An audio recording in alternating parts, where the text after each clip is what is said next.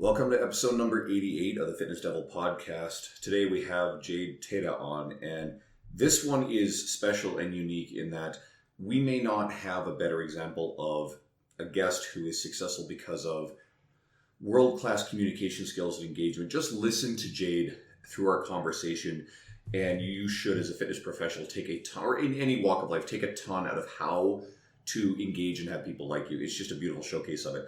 So we talk about tying physical fitness to meaningful pursuits, a really, really well-explained discussion about hormones, metabolism, cortisol, how these things all interplay.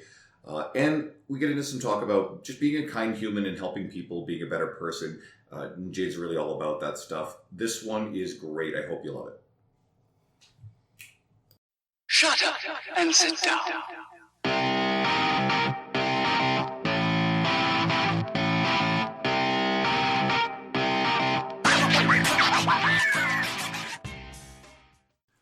Hi everyone, today's guest, Jade Teta, is all about physical and mental development. Jade was a personal trainer for 25 years. He has a degree in biochemistry and practices as a doctor of natural medicine. This is the stuff that I managed to pull off his website. And Jade is also the author of several books, writer for his own blog, regular contributor to a lot of publications, including T Nation. We've been on sort of a run of T Nation writers lately. Maybe that has something to do with the fact that I recently started writing for them, or it just we got access to a bunch of guys that we wouldn't necessarily have access to otherwise. So welcome, Jade. It's really great to have you on here. Love you, boys. Good to see you. Thanks for having me, man. Yeah, and it was good we started this because before we're kind of on a roll, we're like getting on all the good stuff. Like, would you say you're basically, when you got in here, you're considered like a female hormone specialist? And I was like, we got to start this. It's crazy, man. When I started out, I really got, I was working with mostly women, personal training, working with mostly women. And, they kind of dragged me kicking and screaming. I was kind of ignorant and arrogant, young, weightlifter. And they were like, look, we're not guys. You got to treat us differently. And I went and tried to figure out everything I could on female metabolism. And then the weirdest of things happened. I became an expert in female metabolism. If you look at me, I'm like, how did that happen? So, no, I was just saying, it's a good thing I started writing for T Nation because I started getting some bros in my world, which I needed. Right. There isn't necessarily a ton of stuff out there about female training hormones. I know a lot of people not big fans of Lyle McDonald's personality and his antics, but I know he's one of the guys putting stuff out there. I recently read a book. It was called Roar by, I think it was a PhD named Stacy Sims. And of course, I read it and I think it was half really good information, in particular the hormonal stuff. But then unfortunately, she deals in a lot of bullshit and pseudoscience and some stuff. I'm just like, holy fuck. I can't get behind this crap. So it was sort of tricky, but she did actually put out some pretty good nutritional recommendations for female athletes as they're training, and certainly the hormonal stuff and the bone mineral health stuff. But then there's a bunch of other crap that was just like, Jesus. She even had a demonstration of a kettlebell swing taught completely wrong and described incorrectly. Yeah. So it's hard. Well, it's funny, man. That world. I mean, I know you guys. We look, right? All of us being in this field, and we look and we see. I come from the natural medicine world, and it's funny because I find myself moving more and more away from it because there is just so much stuff that people are making up. There's great stuff on the conventional side. There's great stuff on the natural medicine side, but we have to be evidence-based. Otherwise, we're just making shit up. And I think that is hugely important. I've found that I've moved much more to the middle, partly because I see so many people from my background, the natural medicine world, just making stuff up. And we just can't do that in this field. It's not what it's about, and you're not going to get good results doing that. So, that's unfortunate to hear, but, at least you got some good information out of it. I find oftentimes when I read natural medicine people, you have to really kind of dig deep to get the good stuff, and it is there, but it usually is, sort of overwhelming the nonsense, unfortunately. I was going to say, like, you were talking about moving over, and I'm friends with Ben House, and his website's Functional Med Costa Rica. He's like, I just haven't changed the name, but he's moved away from even that classification, even though that's his website name, because everyone associates him with pseudoscience, and he's deeply science oriented. So it's just kind of funny, like you have pockets of that stuff, which is really good. But then it can go so far the other way. There's another good example. You probably know Dr. Spencer Nadolsky, right? You're familiar with him? Yep. Yeah, so, absolutely. And Spencer is one of the most credible, evidence-based medical professionals you will ever encounter. And he's an osteopath. An osteopathic stuff has some interesting origins, but then Dr. Joseph Mercola is also a famous osteopath. And you couldn't get two more different credible versus completely dangerously pseudoscientific charlatan, but they have the same title. So and God, we have medical doctors. Dr. Jason Fung, I'm not a big fan of his stuff because he's been peddling out a lot of dubious stuff about fasting. And what's his name? Dr. Oz, Mehmet Oz. Mehmet Oz is a cardiologist. So you can get people on the theoretically credible side who are complete idiots, and you get some people who may come from a background that not everybody trusts, but they can actually be incredibly evidence-based. So I think it's really important to evaluate the individual. Yeah. And I also think that, given that we're having, I don't know if you guys know, but my training is in naturopathic medicine, Mm-hmm. which is, I mean, when I think about that whole thing, most of my colleagues in that field, I would not recommend most people see, right? I just wouldn't, because it goes so far over to the non-credible side. But I think we also have to say conventional medicine has suffered tremendously. Absolutely. Because they also don't really oftentimes speak of the art of this. And we all know that this is both art and science. But when you're talking about the art, you just can't be making stuff up. The science has to inform you. So what I oftentimes say is I let the science refine my approach. Yeah. But it doesn't always define my approach. And I think that's part of the problem. Conventional medicine is just like, science defines everything, and alternative medicine is kind of like, no, art defines everything. And I'm one of these people that kind of says, you know what, no matter what you do, you better go and find the science to help refine your approach, because we have to be very careful about making up nonsense in this field. And that is what we see a lot. And I know it's frustrating to all three of us, obviously. I mean, three of us haven't had this conversation yet.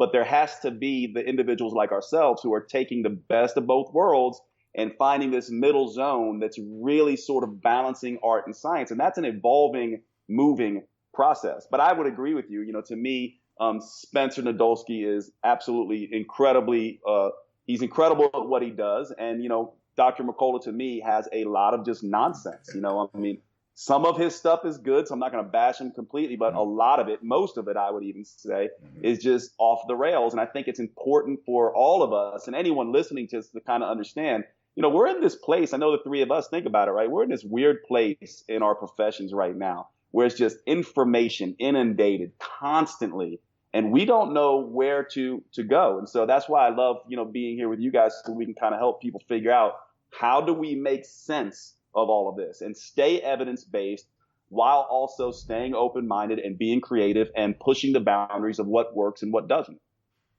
All right. So I dug through a lot of your media, a lot of your articles and stuff like that, just to find some stuff to talk about, which is what I like to do. And there's a recent post that stood out about tying physical fitness to meaningful pursuits. And I was hoping you could elaborate a bit more on that. I'll leave that open to you.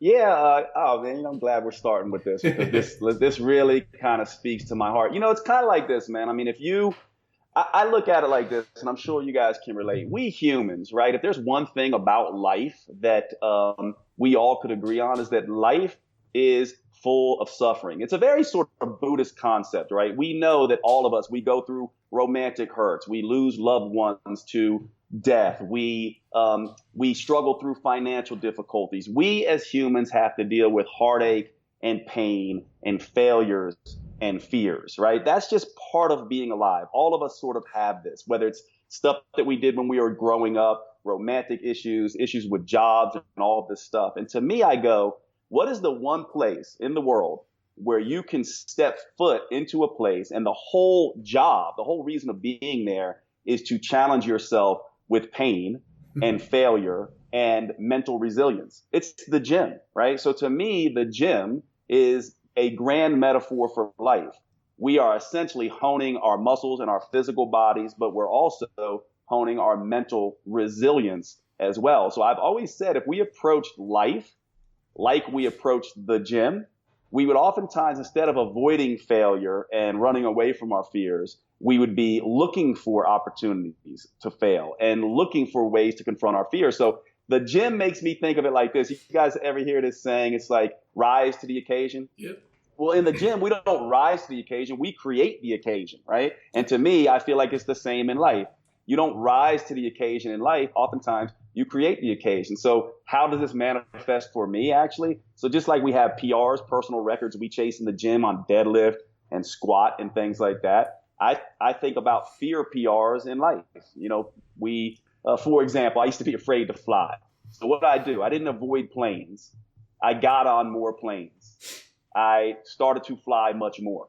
And I'm not going to say that I'm 1,000% comfortable with flying today, but it is no longer a fear where it's debilitating, where I used to drive my car across country just because I didn't want to get on a plane. Now I'll travel overseas and I'll do that kind of stuff. So that's what it means to me. And I think that when we look at it like that, it's a really interesting way of looking at life. But us three guys, we do that in the gym. I think we all should be doing it in life. And that's how I see that.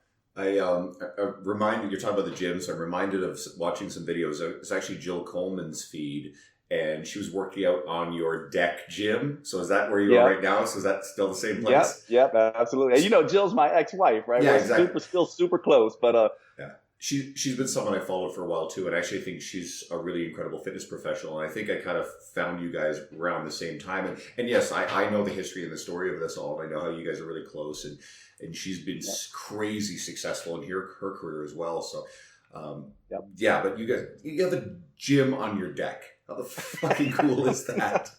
And you want to know what, man? I actually got rid of that place, and it's killing me because that place was like the best place ever. And everyone used to come say, hey, I want to work out on your Santa Monica deck, and I don't have it anymore. I miss it a lot. But man, you lost all your street cred. I know. I lost all my street cred, man. Like you went natural paths, you lost it, and then like you're had the deck gym, you're jacked, so like you got some credibility. Exactly, and now I have to start all over again. Somehow I doubt that very much. Well, it's just funny to see how things go. But okay, let's kind of dive into some of the other shit, and I think this will actually be kind of fun because we can get into the metabolic everything. But let's talk calories because that's a big thing right now. Calories in, calories out, calories matter, blah blah blah blah blah. But hormones play a pivotal role, especially kind of in what you do. What do people need to know about hormones to understand their effects on fat gain or fat loss? Or just health in general? Yeah, so when I think people get this hormone thing and this calorie thing, sort of mixed up in my mind. To me, it's like we humans are weird, right? We like to create these false dichotomies where it's just like it's all calories. No, it's all hormones, right? And to me, I'm like it's both. It's quality and quantity. But if we look at the research and we actually chase this down, we know that in the end, calories matter most, right? They just do. This is absolutely clear. Anyone who kind of disputes this, in my mind, doesn't have much credibility in this field. However, at the same time, anyone who says that hormonal effects of metabolism don't matter also doesn't have credibility in my mind, because here's the thing. How do we stay on a diet in the first place? We have to control sleep, hunger, mood, energy, cravings, all of these things. What is responsible for those biofeedback clues?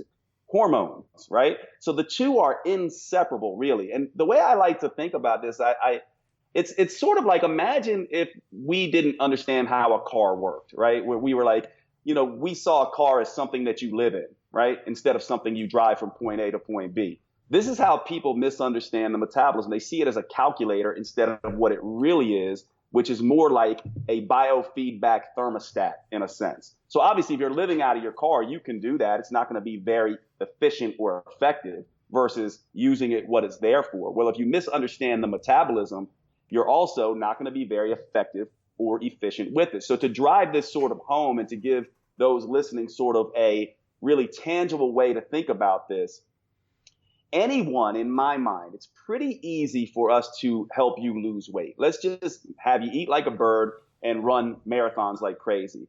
However, if we're talking about fat loss, now we have to have a conversation about not just calories, but hormones. And if we're talking about maintaining that fat loss, hormones matter even more. So here's the way I like to look at this. I like to look at it like this. As you start a diet, and by the way, I'm a nutrition eclectic. I don't care. Paleo, vegan, carnivore, zone diet, keto. I don't care where you start. But in the end, you're going to have some reactions. All three of us sitting here talking, we're uniquely different metabolically.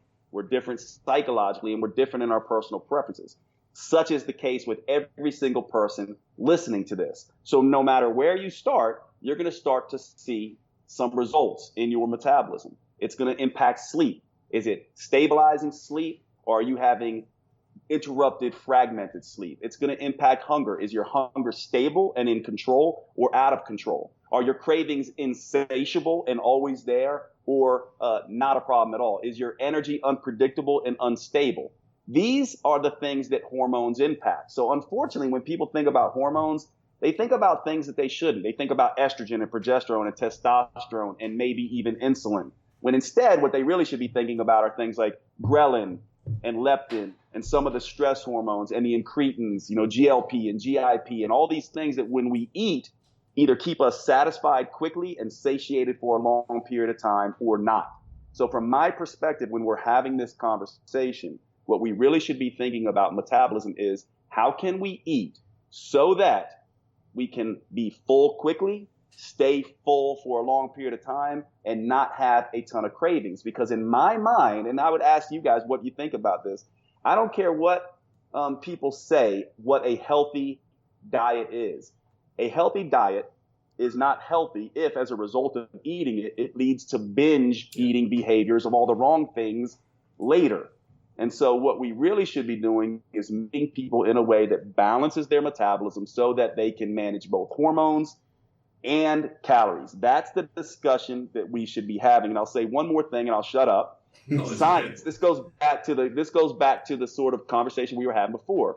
Science is not a tool for individuals. It's a tool for averages, but we have to use science to start. So what does the science say about a diet that is a low calorie, hormonally balanced diet? It's typically a diet that is loaded with protein, fiber, and water-rich foods. These things fill you up, they're digested slowly, they satiate and satisfy, and they have minimal calories. Now, that's chicken and broccoli, right? That's not a very interesting diet. So then, based on our own individual preferences, we need to add a degree of salt, sugar, alcohol, starch, and fat to that protein, fiber, and water base. So the protein, fiber, and water base is what the science says. And then what the individual adjustment says is add enough salt, sugar, alcohol, fat, and starch to make that diet enjoyable for you. Enough, but not too much. And that becomes the starting point. And then we adjust like detectives, adjusting the macros and or the flavor profiles and everything else to get a diet that we can live with and love and last over the long run. Well, and honestly, that was probably the best definition of what people generally say is it's all about consistency and the big thing, adherence. But you just broke down adherence in a way that people have something to use, because it usually just gets generalized. Like it's whatever you can adhere to as long as your calories are in line. But that doesn't give many people adjustments or a good guideline on what to do, because like I could adhere to Oreos all day, and then they use that as the excuse to do that. Where adherence is those things that you're talking about, which is probably the best way I've ever heard it described, in my opinion. I think we need to accept something that's really important. That, and I think people understand this now. We were evolved for a life that is different than the convenient life we live now. We have access to more hyper-palatable, high-calorie food than our ancestors did. And there are biological wirings. Stefan Guyenet's book, The Hungry Brain, is actually one of the best ones at describing this stuff, where our ancestors, they come across a bee, honeycomb, a hive, and they literally would binge on this stuff because they don't normally have access to it. So now our brain says, oh, Fruit Loops and ice cream and chocolate, and we still have those same binge cravings, except that the consequences now are much, much more severe than what we dealt with in our ancestors. So realizing that we weren't wired for this world, then we now have to say, we have to actually consciously manage our nutrition. We cannot just leave it to our hormonal, our cravings, our instincts. You have to be very mindful, I hate that word, but mindful of what you're eating, and you have to put some thinking and planning into it in order to maintain our health. And our world is getting more and more convenient. I just wrote something on my website, and it was about food delivery apps and their proliferation, and how this is making it much easier to break our food environment at home. We can keep junk out of the house. Now it can be delivered to you impulsively, and you have to expend less energy and effort to go get higher calorie, more convenient food. And that is the way our world is going. So we better be prepared by setting some boundaries and creating our world around us and being mindful about what we eat. Back to you. We brought you on Yeah, to talk. I was going to say, like, I actually want your opinion on it, kind of from your background. Is A, do you see that as something that is substantial? And B, what do you normally do with it? Because that essentially will do all the things you're talking about. Like, what's the best way to combat, like, I guess, the hostile environment that we live in? Yeah. No, I mean, I actually agree 1,000%. I wouldn't change a thing that you said, Andrew. To me, that's a beautiful way of saying it. And the way that I think that we manage this, it's kind of like this, right? We all know there's this weird thing that happens. If we all eat nothing but chicken and broccoli, we know based on our psychology, it's the equivalent of don't think of a white elephant, right? If you say don't eat sugar, you're eventually going to binge on sugar. So we don't want to go all chicken and broccoli. However, if we move too far into the highly palatable, hedonistic world of food, we go off the rails, which is why we don't want, in my mind, a coach who gives you a cheat meal without being aware of this is setting you off for a cheat month, right? And this is why these one-size-fits-all refeeds and stuff like this don't necessarily work. So your question, Dean, was, well, how do we manage this? To me, I go like this. So sleep, hunger, mood, energy, cravings. I use a silly little acronym for this, SHMEC, right? Sleep, hunger, mood, energy, and cravings. When your SHMEC is in check, this means that your metabolism is hormonally balanced and you're likely to be able to maintain a calorie deficit over the long run. When your SHMEC goes out of check, your hormonal metabolism is out of balance and you're not likely to be able to maintain that calorie deficit for a long time. So now what we need to do is we need to go, what foods keep my SHMEC in check and what foods throw my SHMEC out of check? And this is going to be somewhat different for different people. One concept I like to use, so it's kind of like, let's eat in a way that keeps our SHMEC in check. And let's understand buffer and trigger foods, which I think is a very important concept. So like there's three guys here and then everyone listening, think about this. And we'll just do it with the three of us right now. So Andrew and Dean, if you had wine with dinner, one glass of wine, would that make you more or less likely to overeat at dinner and want dessert? Me personally, it probably wouldn't have an effect, but I think for a lot of people it would. For me, it wouldn't. It would be there'd be no effect. Now, And As it were bad. 4 glasses of wine, I'm Yeah, going okay. to overeat. The governors are off. yeah, Before- and for me, having a glass of wine actually makes me less likely to overeat my starch and less likely to want dessert. So something about that wine acts as a buffer for me. Something about that wine is relatively neutral for you. For those listening, there's going to be some people like, oh yeah, I'm a lot like Jade. And others are going to be like, if I have wine, I end up drinking the whole bottle and then binging on Twizzlers all night long. I mean, it's just different, right? So one person's buffer food is another person's trigger food. A buffer food is a food that, regardless of what you think in terms of its health benefits, helps you eat better later. Some of us know someone who can have 2 or 3 Hershey's Kisses, not a whole lot of calories, and as a result of having that crappy food, end up eating better later. That would be a buffer food. However, some of us know people who have those 3 Hershey's Kisses and then eat the whole bag of Hershey's Kisses and then later on go and binge on burgers and pizza. That would be a trigger food. So each of us need to understand what are our buffer foods and what are our trigger foods. And each of us need to understand what ways of eating keep our SHMEC in check. Here's another example, and you guys everyone listening can kind of check in with themselves. Fasting is a big deal, right? How do you know if fasting works for you or not? Well, does fasting keep your SHMEC in check or does fasting throw your SHMEC out of check? If you fast all the way till noon or 24-hour fast, are you more or less likely to have a 5,000 calorie meal? Will you eat normally or will you binge at that meal and then all day long? For me, by the way, I found that once I start eating breakfast, once I start eating, the Italian in me comes out and I want to keep eating. So what I do is I delay that gratification for a little while. For other people, if they don't eat breakfast, they end up binging on a boo-boo burrito later on because they didn't have the breakfast. So asking yourself, does skipping breakfast or having breakfast keep my SHMEC in check over the long run is the perfect way to manage this. Because in the end, let's face it, you need 2 things for fat loss. 2 things are required. A calorie deficit, it's absolutely required, and SHMEC in check over the long run to maintain it. If you don't have those 2 things, it's not going to be successful. And so this is what we need to be doing, and it's different for everyone. So I wish, if I had a dream, in this sort of community and in the health and fitness world, I would hope that we move away from these fad sort of diets. And to me, a fad diet is simply this: a diet that everyone thinks everyone should be on. The diet that you should be on is the one that works for you, the one that keeps you in a calorie deficit and keeps your schmeck in check, period. I hope that we get to that place in nutrition where we essentially say, do what works for you, which means people have to take a greater degree of responsibility in managing their macros, managing their foods, knowing their buffer and trigger foods, knowing whether exercise stimulates appetite for too much or whether it doesn't. These are the things that each person has to take responsibility for. We need to stop being dieters and become more like metabolic detectives. And once we do, we will become successful.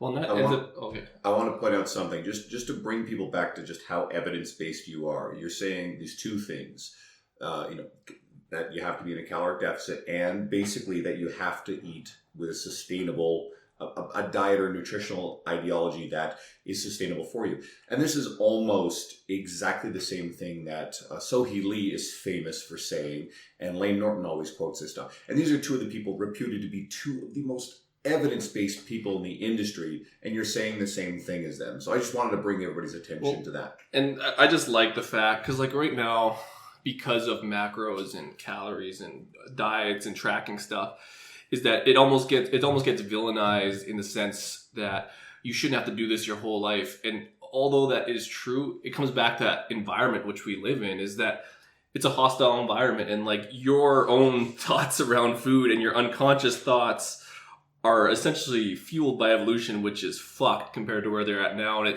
it almost becomes that cognitive oversight has to almost happen, especially when you want to lose weight, because unfortunately you have to do the hard thing, because leaving you up to your own unconscious thoughts got you there. And I think that it shouldn't be villainized. It just should be more detective work, like you said. And I like the schmeck. I love the schmeck, man. Like that actually works in terms of that, because it's a smarter way to cognitively override without people thinking that they're stuck for life. Because when it comes to counting, they think counting is, or this diet or that diet, is they're stuck in whatever part of that diet that they're in, where schmeck kind of takes that as a lens to put on top of that. Yeah. You know what I mean? Yeah, well, and here's the thing, right? Easy is earned. It's easy is earned in the gym, and easy is earned in the kitchen. And here's the way I look at this. If you want to be an intuitive eater, if people get intuition all wrong, they think it's magic. Intuition is a sixth sense. Yeah. It's an unconscious sense that comes from the integration of all our other senses plus past experience. So intuition isn't magic. Intuition comes out of experience and the integration of our other senses. So, for example, if you've never tracked and you've never weighed and you've never measured and you don't know what a good protein is versus a good carb, and you don't know how many calories are in a grilled chicken breast, I bet you all of us could say 8-ounce chicken breast, we all know that's about 250 to 800 calories. People know this if you've earned it, right?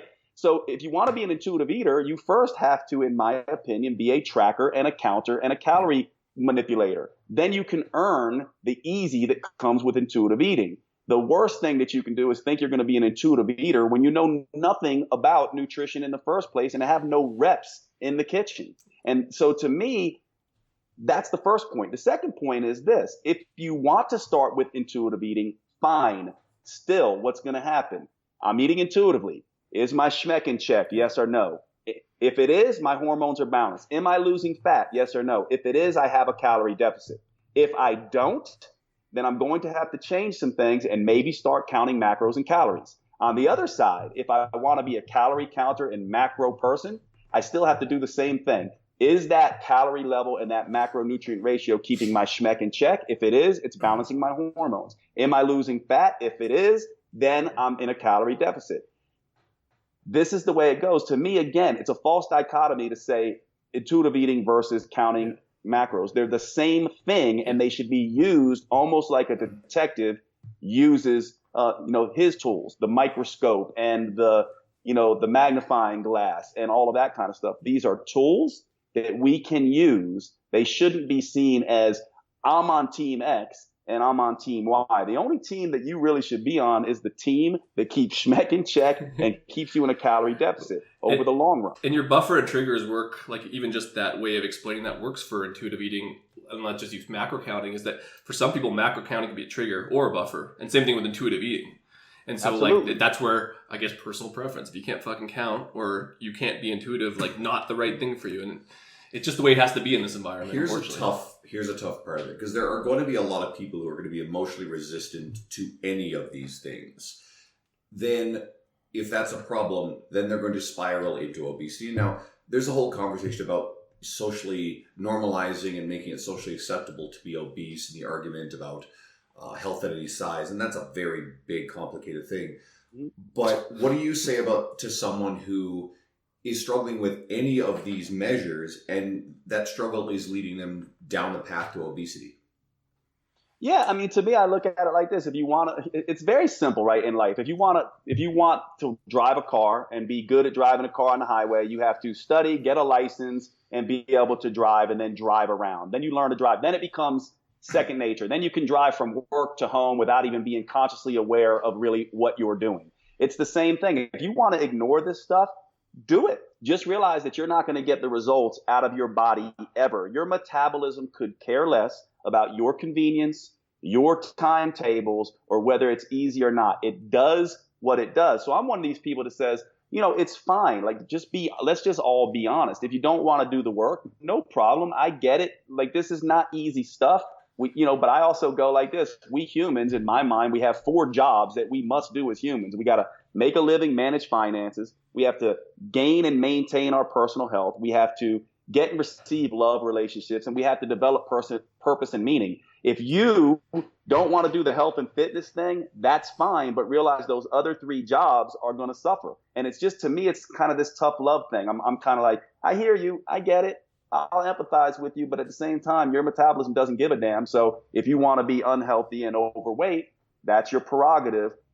And that is what's going to happen if you don't do these things. It's just very simple in my mind.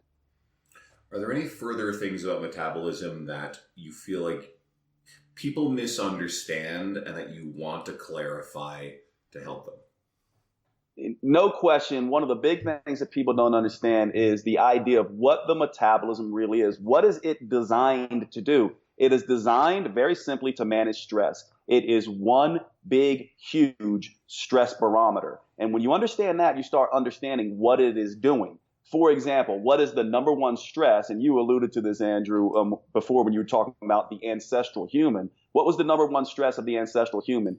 Primarily starvation, right? So anytime the body is under stress, it tends to get a starvation response. That's what we'll see. What is a starvation response? Schmeck goes out of check. Very simply. Sleep, hunger, mood, energy, and cravings become unstable and unpredictable. And so if you want to talk about stress and all this kind of stuff and get your metabolism to a place where it is managing stress appropriately, first see it as one big stress barometer, and then start doing all the things that take the stress load off.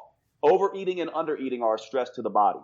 Over-exercising and under-exercising are a stress to the body. Isn't it funny that the couch potato and the dieter who's running around and eating nothing both have schmeck out of check? Yeah.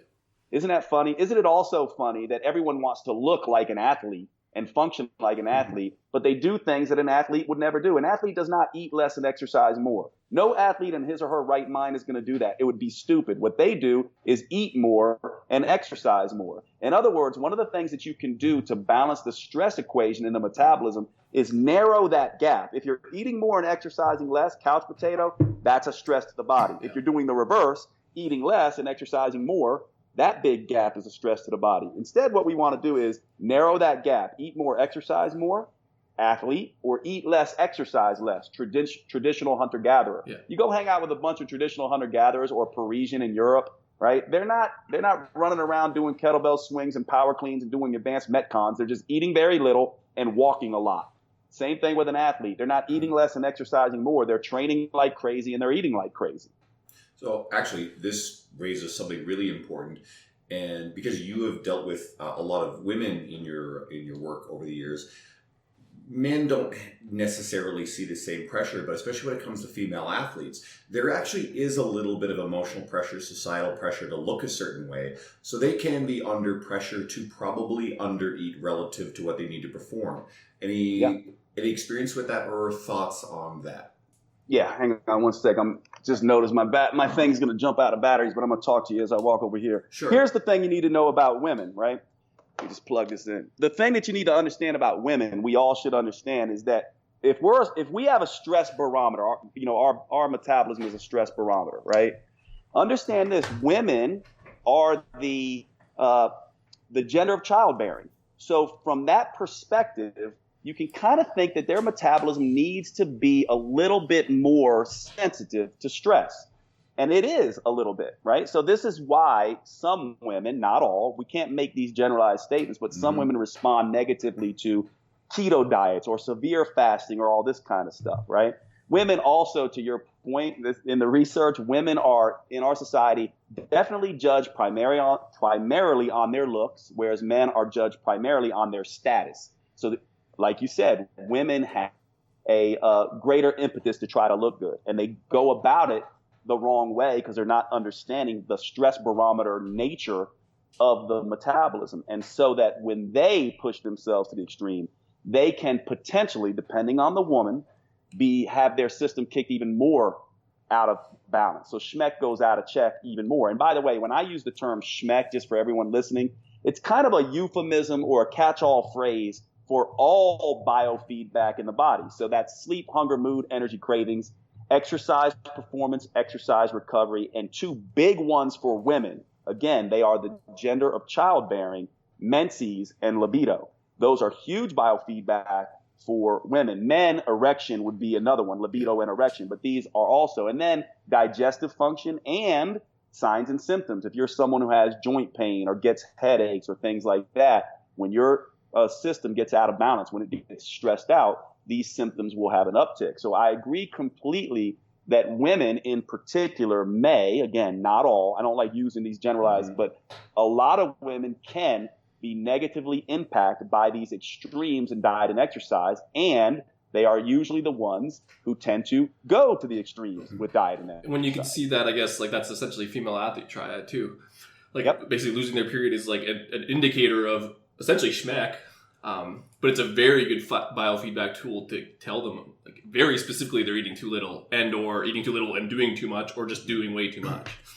Absolutely. And I don't know if you guys have seen this. I mean, tell me, but I've had this happen. Actually, one of my most interesting case studies, and it's not one case study. This has happened to me over and over again, where I'm working with someone, and in my early years of doing this work, I would be doing, oh my God, you're not being compliant. Put your macros, do less macros, do more high intensity interval training, do this and that. And then they would go away on vacation, come back and have, 2 weeks later and have dramatic fat loss and dramatic weight loss where we were at a standstill. And then I had this one woman, I'll never forget it. She got on my, I used to use one of these little Teta scales or whatever, which is just a way to, predictably measure based on that particular measurement.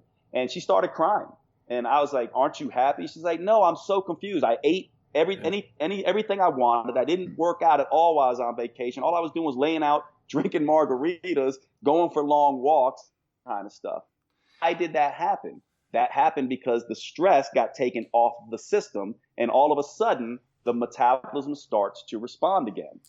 This actually leads perfectly into where we're going anyways, with cortisol and just the simple fact that cortisol gets demonized in our industry.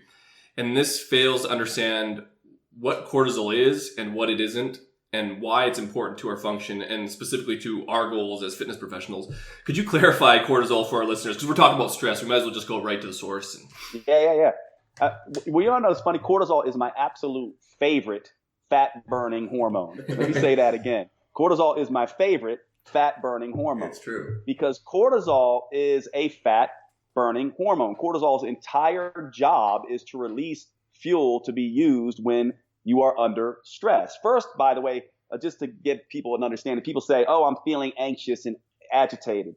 I must have high cortisol. That's not cortisol. You don't feel cortisol. That's adrenaline. The two kind of come together. But part of what adrenaline and cortisol, these two stress hormones, do is help to release fuel reserves so we can use them, right? When we see the saber-tooth tiger that everyone's always talking about lurking out there jumps in front of us and we have to fight or flee, cortisol and adrenaline first and then cortisol a little bit later is responsible for that. We want cortisol high during exercise. It is beneficial. We want cortisol high during exercise. However, when we're not exercising, we want cortisol low, because here's how hormones function. And I know this gets a little confusing because people are like, wait, Jade, I've heard cortisol is a fat storing hormone. Well, hormones behave differently depending on who they're socializing with. Like right now, the three of us are talking and we're hanging out. We're having, a discussion about science and metabolism. If we go out tonight to a bar, right, or to a strip club or something like that, we're going to talk about different things. We're going to behave a little differently. We're going to socialize differently. Cortisol, when it comes along with human growth hormone, low insulin, and adrenaline and testosterone, is a fat burning hormone. That's what it's like during short-term fasting and during exercise, right? But cortisol, when it is socializing with high calories and lots of insulin, cortisol becomes a major fat storing hormone. Lots of cortisol at rest can desensitize the insulin receptors and make us less likely to tolerate carbohydrates, for example.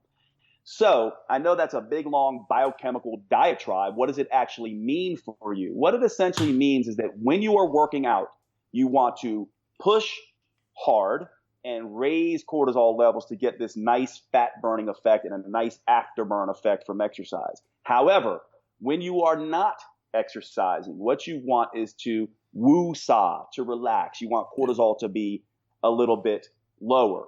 And once you understand that, now you can begin to do some things around exercise. For example, what's one of the best ways to lower cortisol after a workout? Breathe. Go for a nice long walk, relaxing walk, and or have a small meal like whey protein or a little bit of carbohydrates that will lower that cortisol level. What's a way to raise cortisol levels right during your workout? Have a little bit, caffeine kick or something like that right before your workout, and maybe work out. Don't eat too close to working out. Like you wouldn't want to have a baked potato 30 minutes before you work out, right? So these are some of the things that you can do. Now, cortisol is also going to be impacted by sleep in a very, very big way. And here's the other thing to understand about high amounts of cortisol at rest.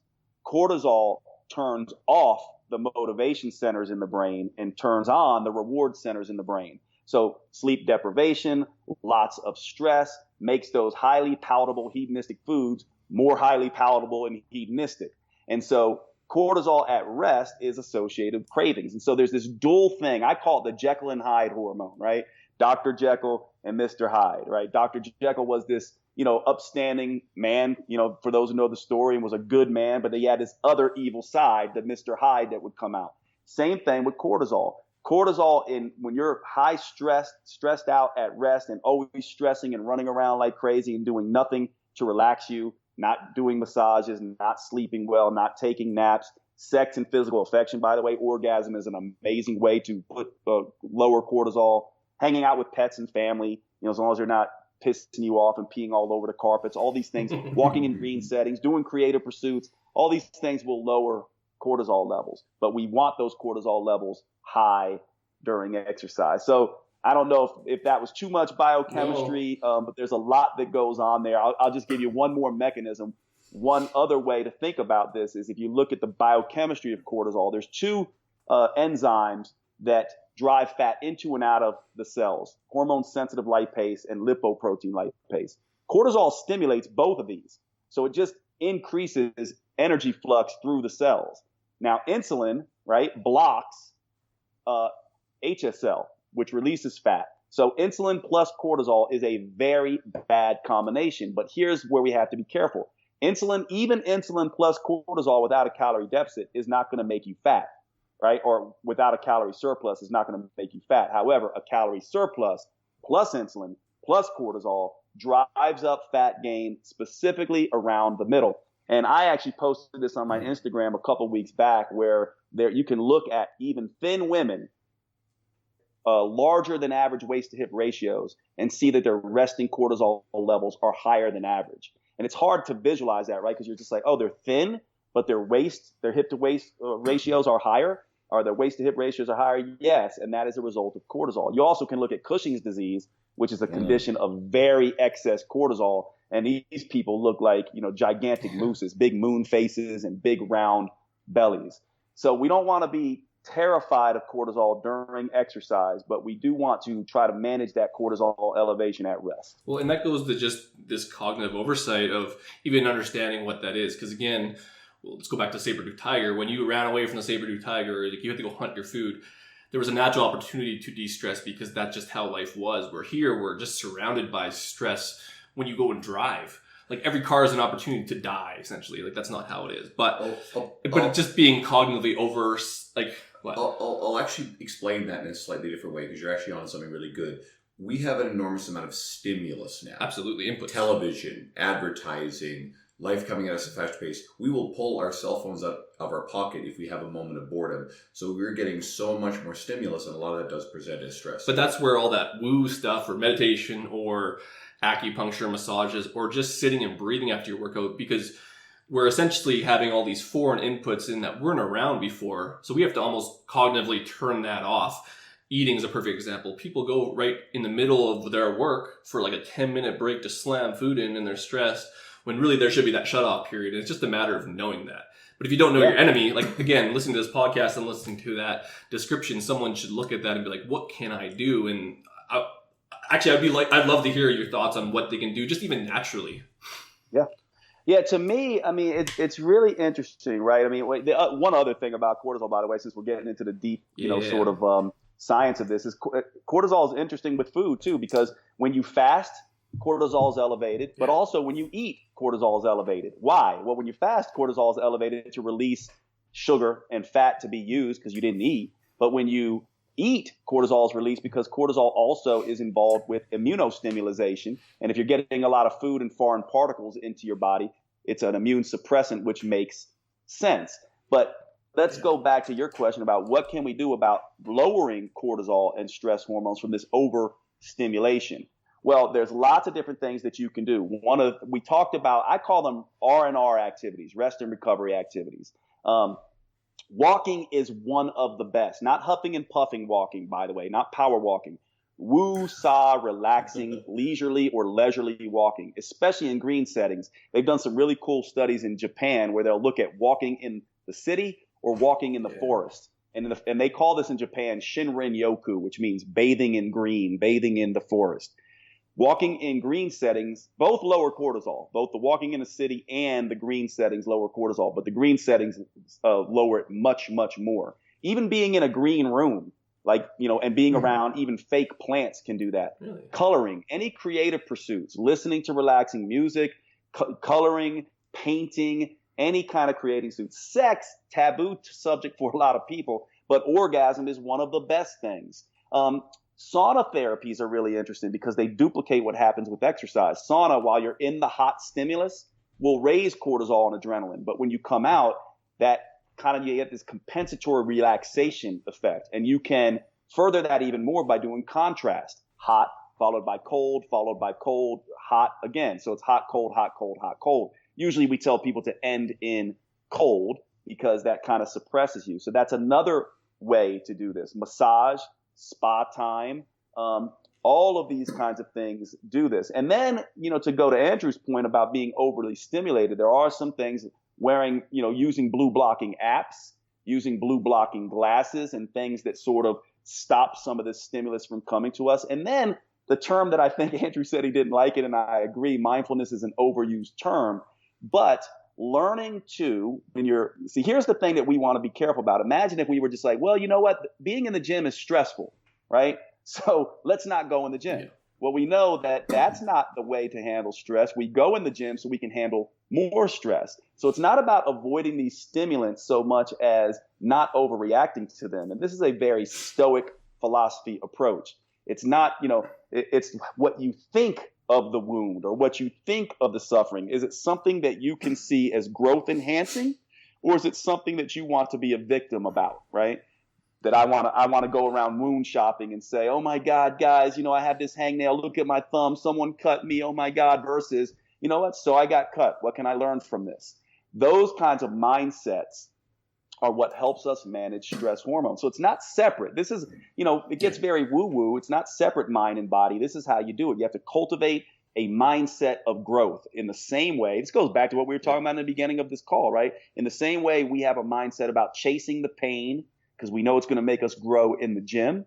To some degree, to manage stress, including cortisol and stress hormones, we want to also chase the suffering, expose ourselves to uncomfortable situations, and learn to manage those things as humans. I actually wanted to hijack this for a second because we have a lot of fitness professionals who listen to this. And I want you guys even to go back and re-listen to Jade talking through this episode. If you want a showcase of how to get people to like you, engage you, and listen to you, listen to how Jade interacts with us. He memorizes details, uses names, has a very engaging manner in a way. I don't know if you've ever seen, Brett Contreras is fantastic at this stuff too in his episode. But guys, pay attention to this stuff as he's doing it. There's a reason why Jade is successful with people and getting through to people. And it has as much to do with his social and communication skills as it does with his scientific technical knowledge. So that's what's impressed me most about you here. And I think that I usually say this at the end with guests, but if you're really interested in absorbing more of this stuff and what Jade does, I can see people rushing to watch videos. Like, your writing is great, but to actually hear you, in video content and actually getting to see your voice and the way you interact with people. So that is really cool. And I wanted to make sure people... Man, he already feels good. He's like big famous writer and stuff.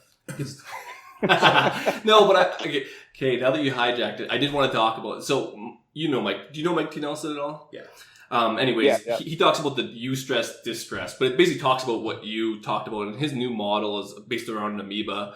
But basically, you want to be a bigger circle instead of being so isolated in one thing. And that goes to just being able to handle stress, but also being able to adapt to and or train it. So like you were talking about saunas, and there's the Wim Hof thing, but there's all these things that you can do so that your body at least knows those stresses and they've added them on. So it has like a bigger pool to, I guess, buffer or be able to adapt and handle stress. And I think a lot of people just end up doing nothing because it's a little bit bad, but being exposed to training, to hot environments, to different foods, all those things can allow you to handle it in the long run. I think most people just have a fear response to most things in life generally lately. I don't even know if lately, but does that make sense? I think Mike, I think he's the one. I think he talks, me and him both talk a lot about metabolic flexibility. Correct me if I'm wrong. I think, absolutely. Yeah, so metabolic flexibility is another way to manage this stress thing. We humans, right?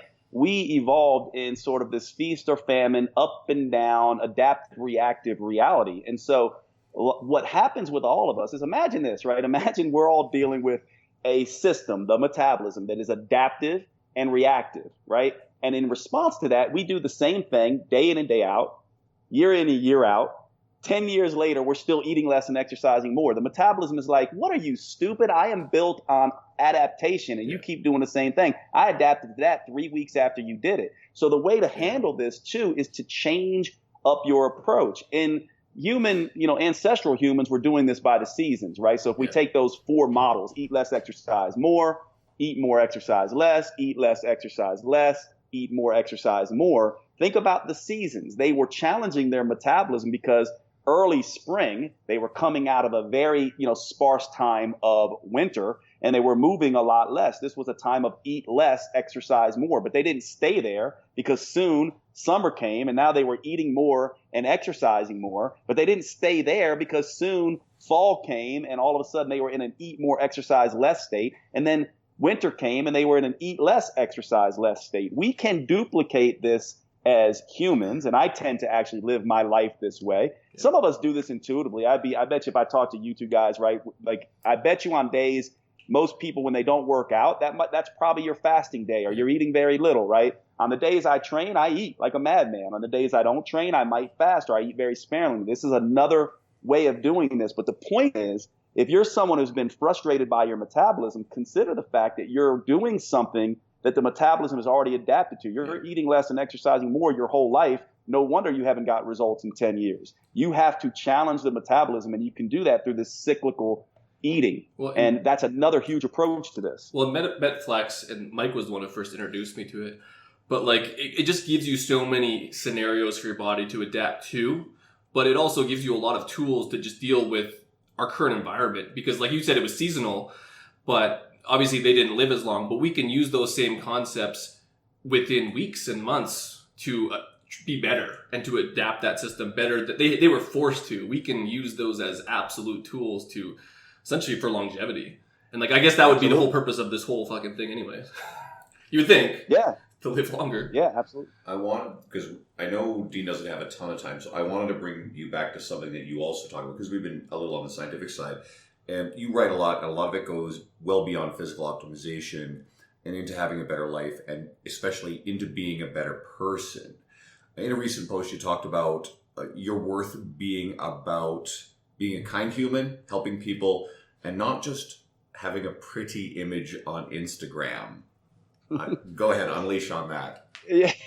Well, man, I have this theory, man. I mean, I have this theory that every single one of us humans, we, as kids, right, we kind of think, this is why we always dream and play about superheroes and stuff like that, because I think we have this sense of humans that we have a unique set of signature strengths that makes us specially suited to solve a problem for people. And I have this theory that if you're not here to help, then why the hell are you here? That life, part of one of our jobs is purpose and meaning, right? And purpose never can be just about yourself. It has to be for other people. So part of the reason I guarantee the two of you do this podcast and do your work is because you have a desire to share your unique expertise, your abilities with other people so that they can learn and you can make the world a better place. And my theory is that this is our primary charge as humans. And those who aren't doing that, who are focused only on looking good and what they can get,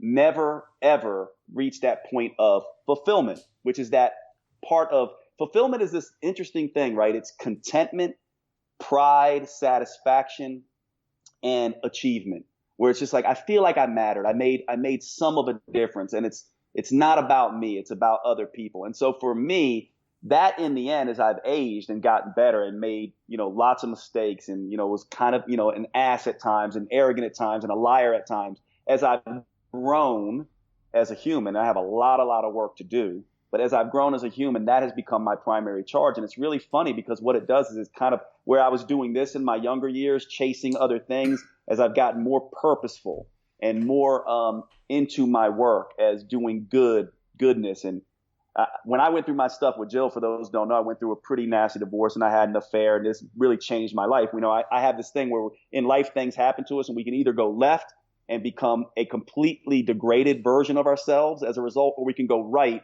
and be an elevated version of ourselves. Well, I chose right, and I did an honor code at that time, and I said, I am going to be the most honest person from here on out, the kindest person, the most generous person, and do something that makes a difference, not for myself, not legacy for myself, but legacy for others.